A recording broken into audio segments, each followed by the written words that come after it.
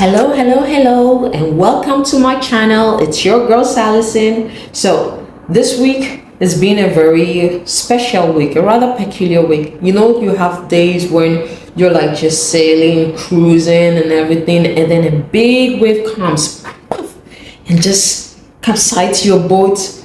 But then if you're strong and persistent, you're able to turn your boat around again and you get back on the sea and you continue your cruising. So actually that was my week last week. I'm taking this video from the clinic because I have my son who had a medical incident, and I believe by the time I launch this video we will be out of the clinic. So staying positive.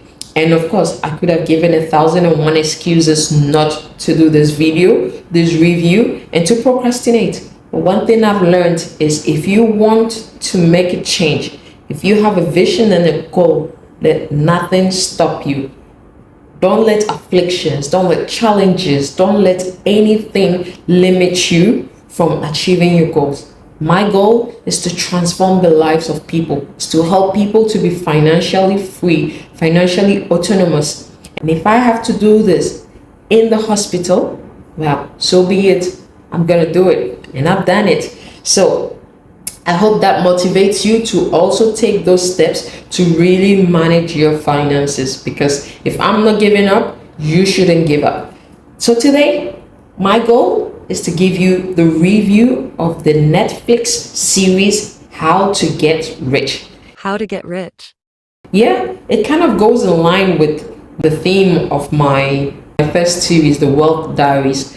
This series is hosted by Ramit Sethi. Ramit Sethi is an entrepreneur, a financial advisor, financial coach, an author of the bestseller, New York bestseller in 2009 of I Will Teach You to Be Rich. I also checked online and he has a net worth of 25 million. That should also tell you he has actually made it or still making it. And in this series, he gives people from all different classes of financial classes, meaning people who make monthly income of $27,000 a month. Whoa, $27,000 a month, my word. You would go like, well, how is this relevant to me? Because I don't make that much. To people who make close to $1,000 or even less. Here in the series, he even walks down the street and asks people about their finances and gives useful tips. He has an open bracket of different people from different classes, and he helps them to manage their finances, to structure their funds. Now, one thing I like about the series is the fact that he coaches several couples who apparently didn't speak about money or finances before they got married. So it became a bit of a taboo in the relationship and was kind of draining the joy out of the relationship. And I like the fact that he really helped them to put down together as a couple their financial aspirations, to take actions together to improve their finances. Now, that's one thing that I think is very important, because there are a lot of couples who at the moment do not talk about finances, do not plan their finances together, because it's one person that's bringing in the money and the other person is spending, but spending without knowing how much is being brought in or how much is left as savings. Or there are two income earners, one makes more, the other makes less, and the one who makes more decision, and so many different criteria in there. So it's very useful. I really like that. And I think it is important that if you're a couple, you really spend time to discuss about finances, about your saving plans, your investment plans, your spend, what portion of your money wants to go into the good life, the rich life, what portion of your money you want to save.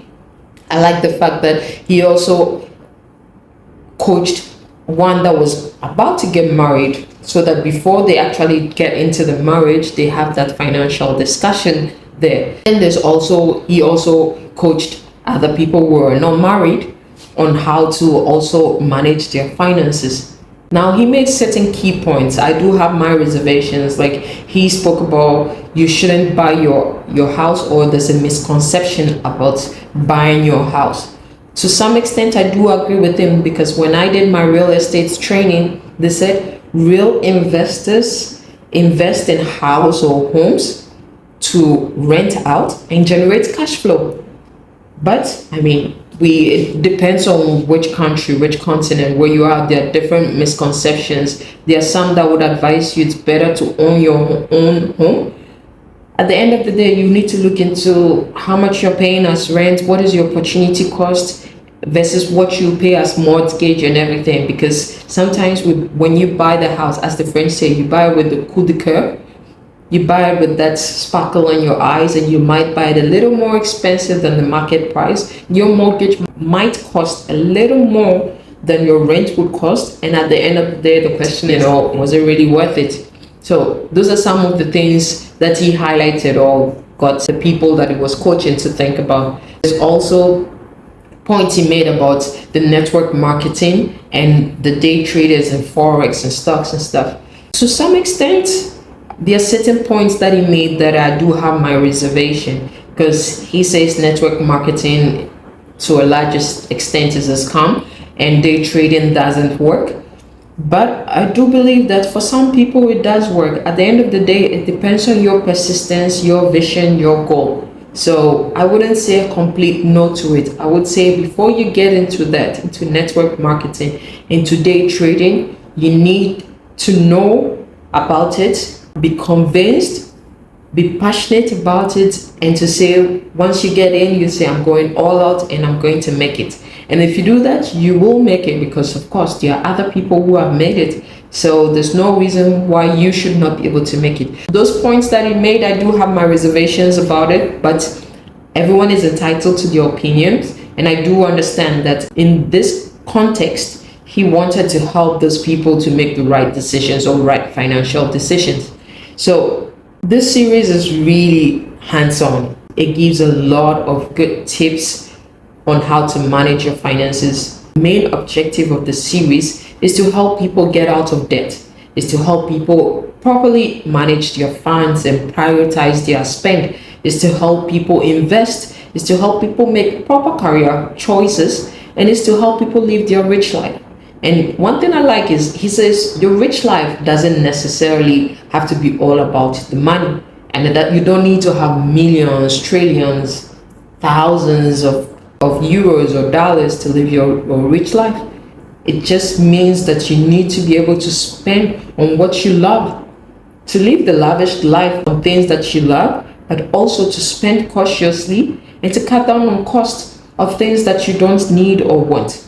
He gives a lot of good tips, a lot of useful practical tips. He helps people to put down their ideal rich life plan, on paper, which is always important, because once you have a visual of what you want to do, you're able to live up to it. He helps people who are basically into impulse buying to consciously plan how they spend their money. Honestly, this series, I would advise you to watch it. And as I said, it's something that can be really practical and useful no matter where you are. It's not, even though the setup is in America, if you're in Africa, you're in Europe, you're in Asia, wherever you are, this can still be really useful to you. And the fact that he doesn't just stick to the high income earners, but really goes down to middle class and low income earners and makes it relevant and useful to everyone who watches the series. Ramit, honestly, he's hands-on. I like the way he runs the episodes with a lot of humor. He's down, he gets into the lives